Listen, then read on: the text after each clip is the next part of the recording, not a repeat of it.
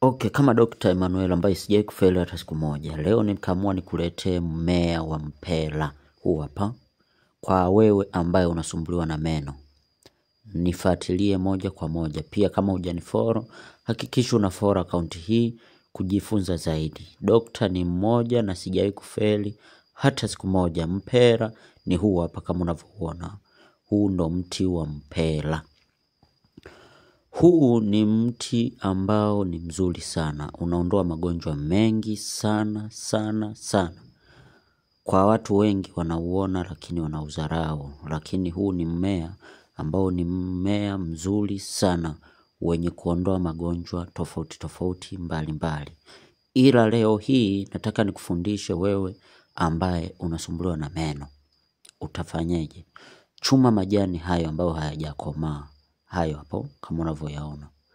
Baada ya kuchuma hayo majani ambayo hayajakomaa, kwa wewe ambaye upo mjini, ukishayapata hayo, yaanike. Ukishayaanika, utasaga unga wake. Ukishaupata unga wake, utakuwa na uwezo wa kutumia kusukutulia ule unga wake. Lakini kwa wewe ambaye upo kijijini, ambaye mti huo unao hapo nyumbani kwako, una uwezo kuchukua hayo ukatwanga au ukatafuna ukatumia kubandika kwenye jino linalokusumbua, au ukatumia hata mswaki kupikia. Dawa hiyo itakusaidia sana. Lakini pia ukishasaga ule unga, matumizi yapo design tofauti tofauti. Una uwezo kutumia kama kubandika ukarara nayo. Lakini pia unaweza kutumia kama kupigia mswaki. Lakini pia sio magonjwa hayo tu ya meno. Huu ni mmea mzuri ambao kwa wale ambao unajikuta labda unaumwa sukari, unasumbuliwa na sukari, pressure, unatumia matumizi, unaichukua ule unga, au kama sio unga, hujapata unga, ukapata majani, yachemshe, kunywa. Ni mmea mzuri sana. Wewe ambao una sukari, una pressure, unga ndo mzuri sana kwa kuchemsha. Unachota kijiko kidogo, unachemsha, unakunywa. Kutwa ni mara 2, asubuhi na jioni. Ukifanya zoezi hilo, hii ni dawa nzuri sana ambayo itakuwa na uwezo wa kukusaidia vitu vingi katika mwili wako. Lakini pia sio pressure tu kwa wala sukari tu.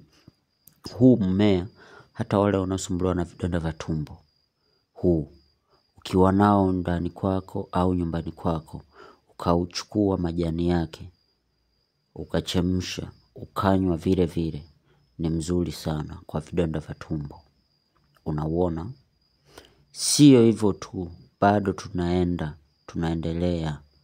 Huu ni mmea ambao una uwezo wa kutumia kuogea. Wale mnaosumbuliwa na miwasho ambayo haiishi, ukitumia una asili kama ya magadi. Huu hapa unavyoona. Yaani una asili kama ya uchachu fulani. Kwa hiyo ule uchachu kwenye mwasho ni dakika 2 nyingi, umeisha. Si umenielewa? Dr. Emmanuel ni mmoja na sijai kufeli hata siku moja. Pia sio hayo magonjwa tu, yaani unatibu vitu vingi. Kwa hiyo uheshimu popote utakapouona mmea huu.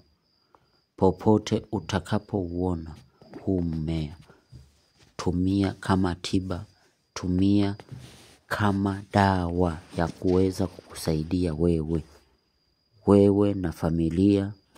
Hakikisha mimi nimekufundisha, tumia kwa uhakika. Nimekufundisha.